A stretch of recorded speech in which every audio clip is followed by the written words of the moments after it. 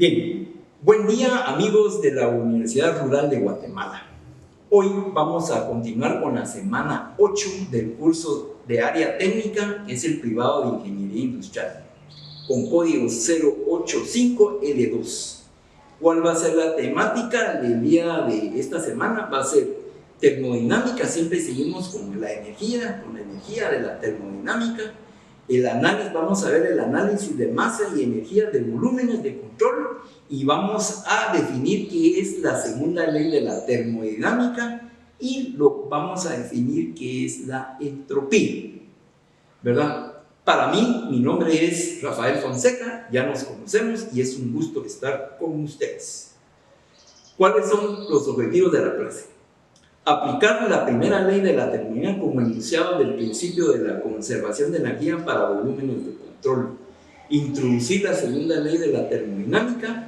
Definir una nueva propiedad llamada entropía para cuantificar los efectos de la segunda ley. Esa es la temática de los objetivos y la temática de esta sesión. Bien. Vamos a ver el análisis de masa y energía de volúmenes de control. Vamos a ver qué es un flujo másico. Es la cantidad de masa que pasa por una sección transversal por una unidad de tiempo y se denota mediante m punto. El m punto es, ahí sí que es como la derivada de la masa en función del tiempo, ¿verdad? Entonces, ¿cómo cambia la masa en función del tiempo? Ese es el flujo másico. Y el flujo volumétrico es la misma situación, es el volumen del fluido que pasa por una sección transversal por una unidad de tiempo y se denota mediante la variabilidad del volumen en función del tiempo, o sea, es una derivada del volumen en función del tiempo. Bien, miremos ya la formulita. Los flujos másicos y volumétricos se relacionan mediante, entonces acá tenemos el cambio de la masa por acá, ρ es la densidad, ¿verdad?, del elemento de estudio, y aquí sería el cambio del volumen, y esto va a ser igual al volumen, el cambio del volumen en función del volumen específico de la sustancia que estamos estudiando, ya sea agua, aire, en fin, dependiendo de lo que estamos analizando. ¿Cuál es el principio de la conservación de la masa? Para un volumen de control se puede expresar como masa total que entra al volumen de control durante un cambio de tiempo, menos la masa total que sale al volumen de control durante el cambio de tiempo.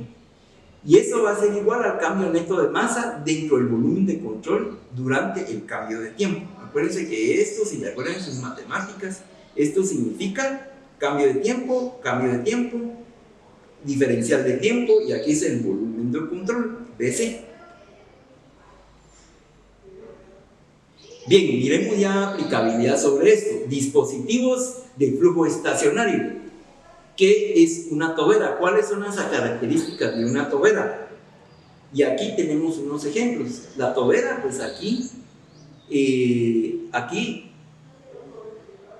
tenemos una tobera, y aquí, si se dan cuenta, la velocidad de acá, y aquí entra una velocidad, aquí sale, y esta velocidad es mayor que la velocidad 1, o sea, la intención es acá subir la velocidad.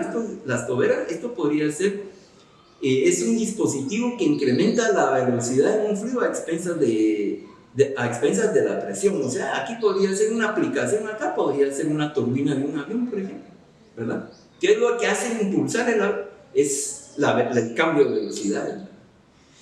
¿Qué es un difusor? Es lo contrario, ¿verdad? El difusor lo que hace es entra a una velocidad pero sale a una velocidad menor. Entonces es lo que incrementa la presión de un fluido al desacelerarlo, ¿verdad? Compresores, yo creo que los compresores se aplican mucho. Son dispositivos que se utilizan para incrementar la presión de un fluido. Las bombas funcionan de maneras parecidas a los compresores, excepto que manejan líquidos en lugar de gases. Entonces, compresor se puede aplicar en los compresores de un refrigerador. Ahí lo que hace es aumentar, entra una presión y sale a otra, ¿verdad? Y así podríamos, por ejemplo, los compresores para el aire, ¿verdad? Tener aire, igual la misma situación, ¿verdad? Lo que queremos es tener presión para que infle una llanta, ¿va? Entonces hay un diferencial, la presión atmosférica y lo que está en la salchicha que le llaman, ¿verdad? Ahí ya hay un diferencial de presiones, ¿verdad? Pero ¿qué queremos? Ya nunca preparamos para llenar una llanta, necesitamos que la presión de la salchicha sea mayor que la que está afuera en la llanta. Bien, el fluido turbina el fluido pasa por esta, hace que trabaje contra los álabes, los cuales están unidos a las flechas, lo cual gira y produce calor. Es una turbina, aquí sería una turbina de vapor, por ejemplo, ¿va? Entonces acá lo que se aprovecha es el diferencial de presiones en un momento dado para que gire y genere trabajo. Y aquí las válvulas de estrangulamiento son dispositivos de diferentes tipos que restringen el flujo del fluido provocando una caída relevante de presión. Esas son estrategias para poder cambiar las propiedades de las sustancias, ¿verdad? Entonces utilizamos válvulas de estrangulamiento. Esto se aplica mucho en refrigeración. Intercambiadores de calor son dispositivos donde dos corrientes del fluido en movimiento intercambian calor sin descarga. Intercambiadores de calor es, por ejemplo, un radiador. El radiador es un intercambiador de calor. ¿Qué es lo que hace? Que enfría el agua que sale del motor, lo enfría y entra al sistema otra vez, pero a otra temperatura menor. Entonces eso enfría todo el sistema, porque si no hay un buen enfriamiento en un motor, fundición completa, se funde. Entonces, ¿cuál es la segunda ley de la termodinámica? Bien, afirma que los procesos ocurren en una dirección, que la energía tiene calidad así como cantidad. Un proceso no puede tener lugar a menos que satisfaga tanto la primera como la segunda ley de la termodinámica. Entonces, la segunda ley dice que la energía va en un sentido, en un solo sentido. Miremos un ejemplo. Por ejemplo, si acá es una resistencia, aplicamos un diferencial de potencial, ¿qué sucede acá? Acá se va a producir calor, ¿verdad? Pero ya aquí hay un diferencial de potencial, ¿verdad? Entonces, ¿qué está diciendo? Al aplicarle electricidad a una resistencia, produce calor, ¿verdad? Esa es la función del calor. Pero al aplicarle calor a la resistencia no genera aire.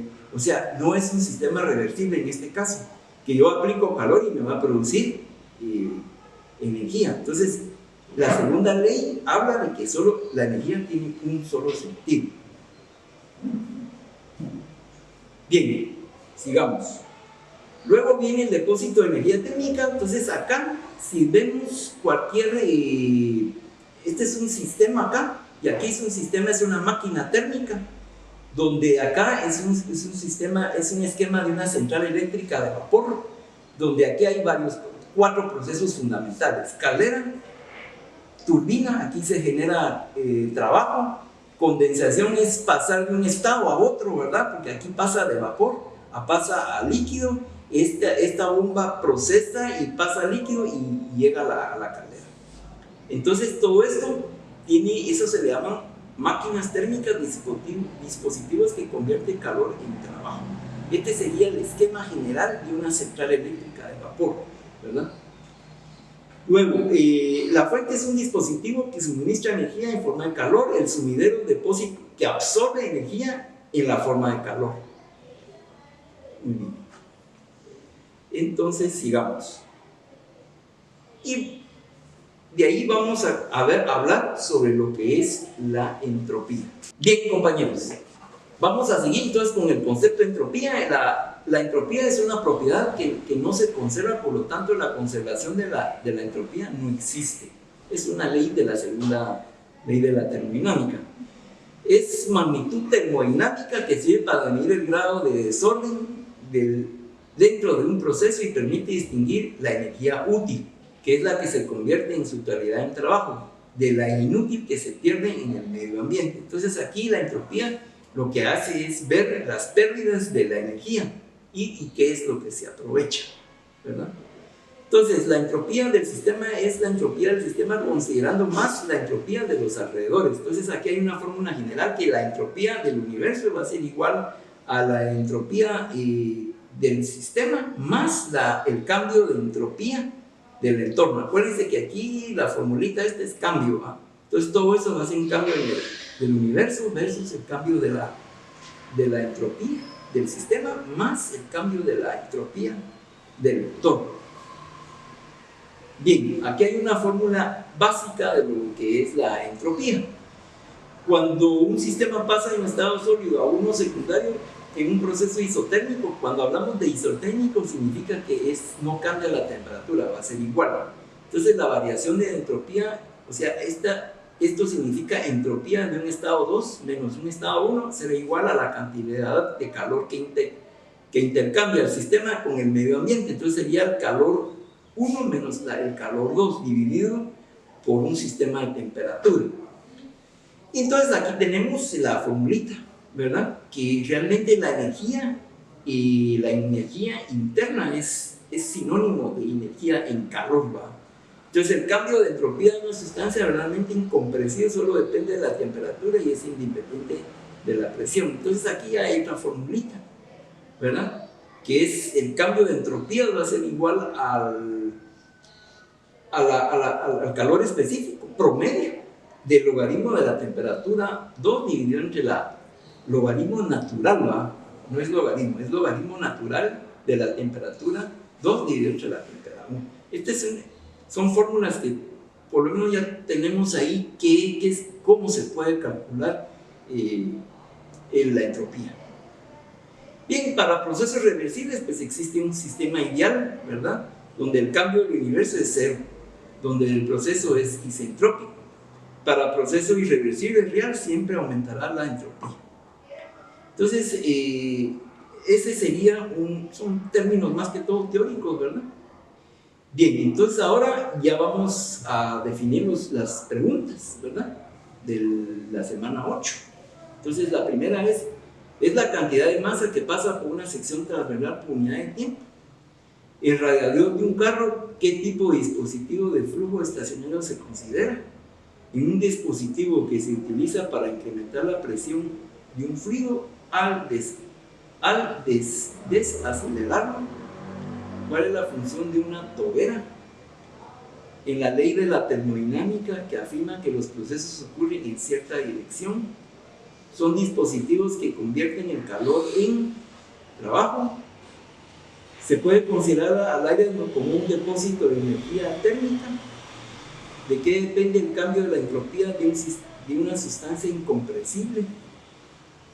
Para que un proceso reversible, ¿qué valores tiene el cambio de entropía? Es la magnitud que permite medir el grado de desorden de un proceso. Para mí es un gusto estar con ustedes y muchas gracias por su atención.